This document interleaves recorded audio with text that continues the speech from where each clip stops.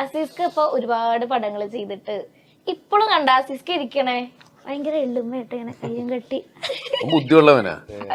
കാരണം ഇനിയിപ്പൊ ഇത് പഴയ പോലെ തന്നെ കുടിഞ്ഞു കുത്തിയിരിപ്പുണ്ട് കേട്ടോ, വലിയ വളർച്ചയൊന്നുമില്ല. കാരണം കല്ലേറ് കുറയും. ഇങ്ങനെ ഇരിക്കുക. എപ്പോഴെങ്കിലും ഞാൻ ഇനി കുറച്ച് ഇത് തന്നെ കുറച്ച് ഞാൻ അഹങ്കരിക്കാം തോന്നിയുണ്ട് എപ്പോഴെങ്കിലും.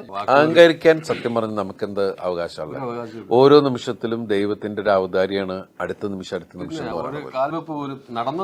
നമുക്ക് അറിയില്ലല്ലോ, നമ്മുടെ അനുഭവങ്ങൾ അങ്ങനെയല്ലേ, നമ്മൾ മുമ്പിൽ കണ്ടുകൊണ്ടിരിക്കല്ലേ. നമ്മളോട് സംസാരിച്ച് നിൽക്കുന്ന ആള് കഴിഞ്ഞ ദിവസം എനിക്ക് ഏറ്റവും പ്രിയപ്പെട്ട ആള്, ഞാൻ അദ്ദേഹം ഊണ് കഴിക്കുമ്പോൾ ഞാൻ വിളിച്ചോളാട്ടെന്ന് പറഞ്ഞ് ഇറങ്ങിപ്പോയതാ.